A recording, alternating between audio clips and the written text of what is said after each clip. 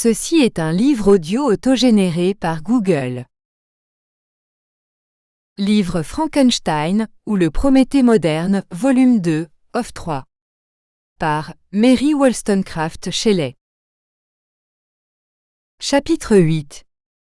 Rien n'est plus pénible pour le cœur de l'homme que le calme glacial qui succède aux sentiments divers soulevés par une suite rapide d'événements, et la certitude qui enlève en même temps l'espérance et la crainte.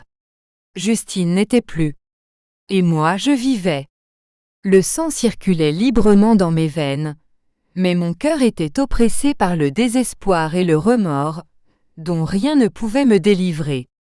Le sommeil fuyait de mes yeux, j'errais comme un mauvais génie, certain d'avoir causé d'horribles malheurs, et convaincu que j'en préparais de plus horribles encore. Cependant je portais dans le cœur des sentiments de bonté et l'amour de la vertu.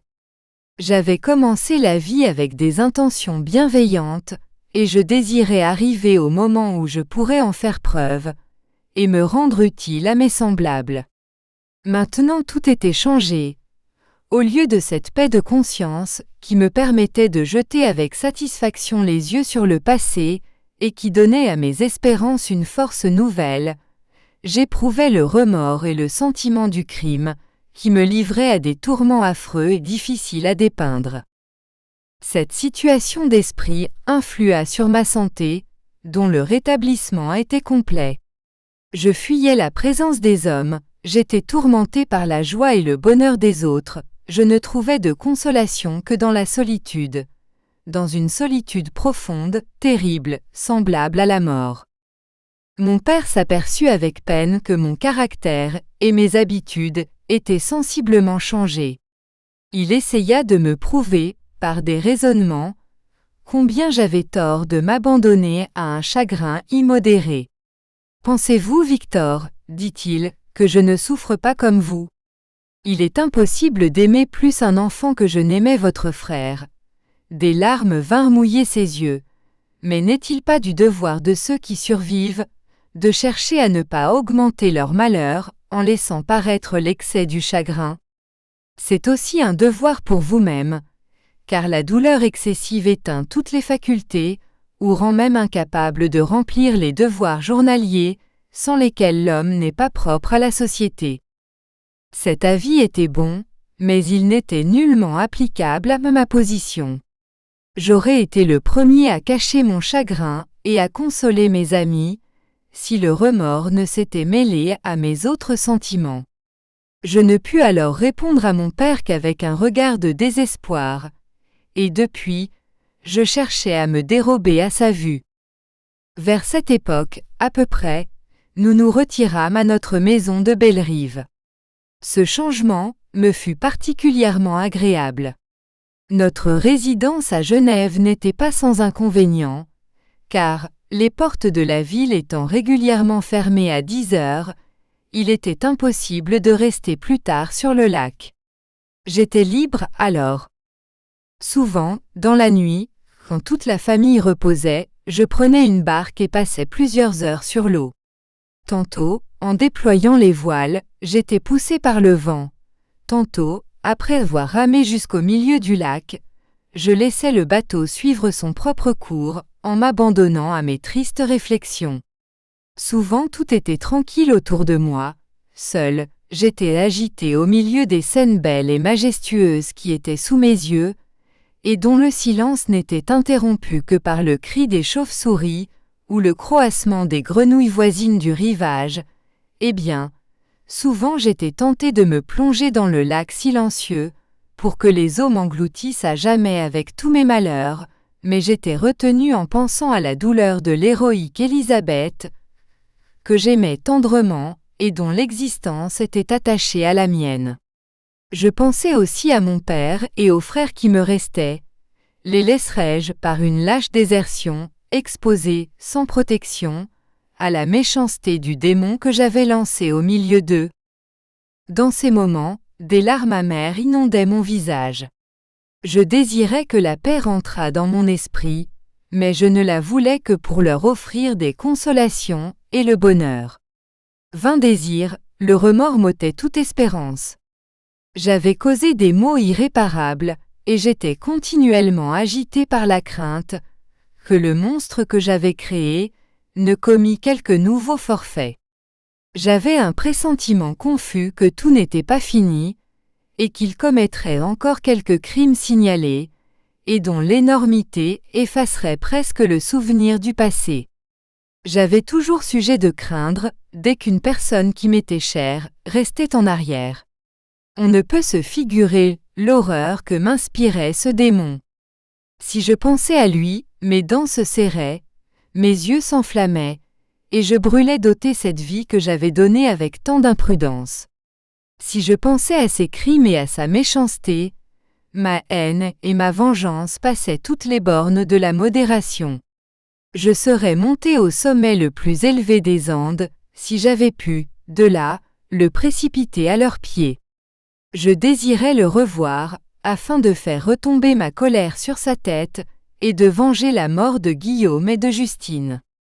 Notre maison était celle du deuil. La santé de mon père était fortement ébranlée par l'horreur des derniers événements. Élisabeth était triste et découragée. Elle ne trouvait plus de bonheur dans ses occupations accoutumées. Il lui semblait que tout plaisir était un sacrilège envers les morts.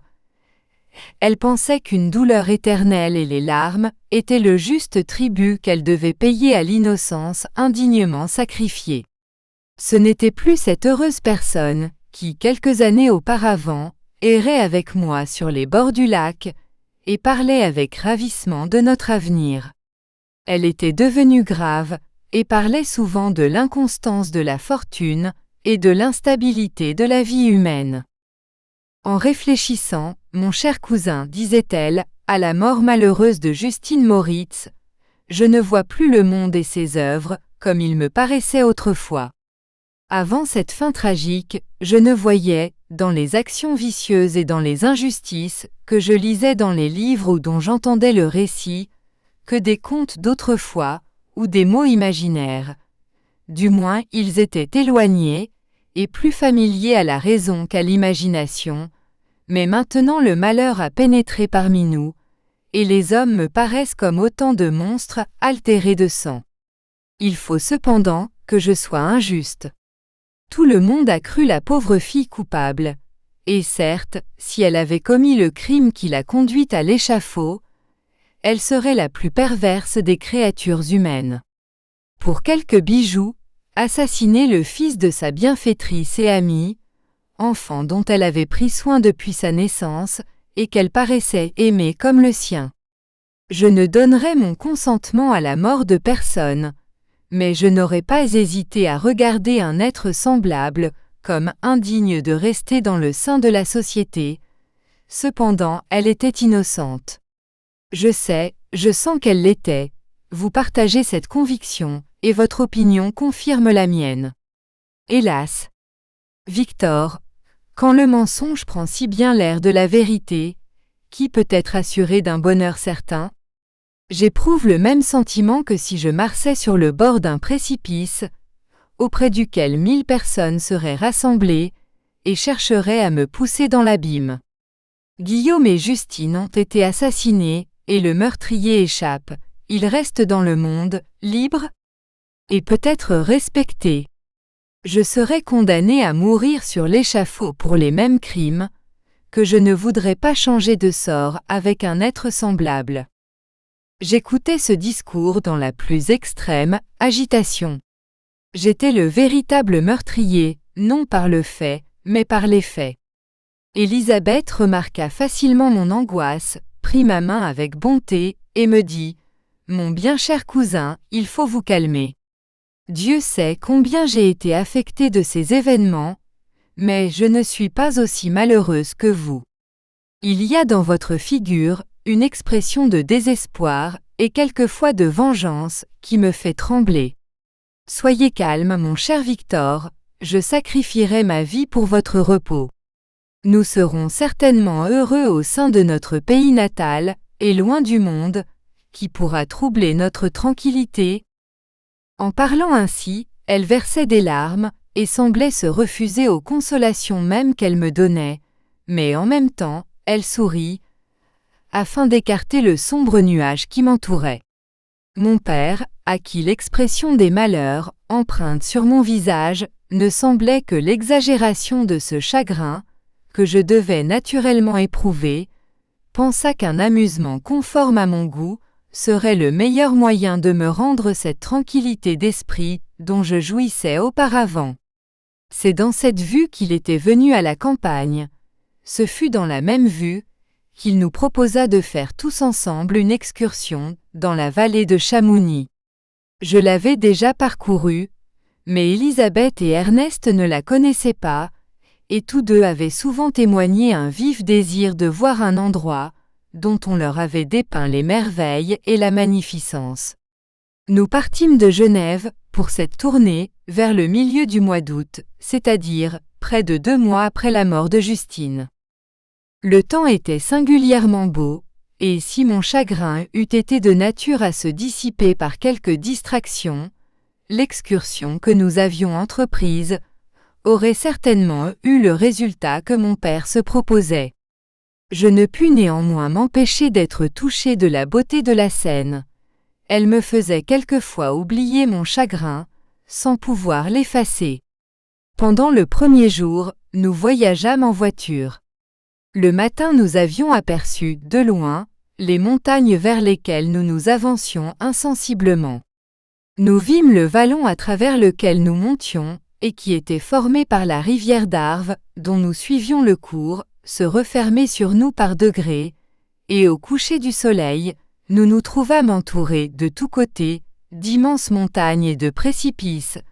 Nous entendions la rivière rouler avec fracas parmi les rochers, et les cascades jaillir bruyamment autour de nous. Le lendemain, nous continuâmes notre voyage sur des mules. Plus nous nous élevions, plus l'aspect de la vallée était magnifique et enchanteur. Les châteaux en ruines, suspendus sur les précipices, des montagnes couvertes de pins, l'arbre impétueux, les hameaux qu'on voyait de tous côtés parmi les arbres, tout formait une scène d'une beauté singulière. Elle paraissait plus belle et plus sublime, vue du côté des Alpes, dont la cime et les pyramides blanches et brillantes s'élevaient au-dessus de nous, et semblaient appartenir à une autre terre habitée par une autre race d'hommes. Nous passâmes le pont de Pélissier. Là, le ravin que forme la rivière s'ouvrit devant nous, et nous nous mîmes à gravir la montagne qui le domine. Bientôt après, nous entrâmes dans la vallée de Chamouni, plus merveilleuse et plus sublime, mais non aussi belle et aussi pittoresque que celle de Servox que nous venions de traverser. Elle était bornée par de hautes montagnes couvertes de neige, mais nous ne vîmes plus de châteaux en ruines, ni de campagnes fertiles. D'immenses glaciers bordaient la route, nous entendions les avalanches tomber avec un bruit semblable au roulement du tonnerre. Nous pouvions même distinguer l'espèce de fumée qu'elles laissaient sur leur passage. Le Mont Blanc, le suprême et magnifique Mont Blanc, s'élevait du milieu des pics dont il est entouré, et de sa cime terrible dominait toute la vallée. Pendant ce voyage, j'étais quelquefois avec Élisabeth, occupée à lui faire remarquer les différentes beautés de la scène. Souvent, je retenais ma mule en arrière, pour me livrer à mes douloureuses réflexions. D'autres fois, je poussais l'animal au devant de mes compagnons, pour les oublier eux, le monde, et moi-même par-dessus tout. Lorsque j'étais à quelque distance, je mettais pied à terre, et me jetais sur le gazon, accablé par l'horreur et le désespoir. Nous arrivâmes à Chamouni à 8 heures du soir. Mon père et Élisabeth étaient très fatigués.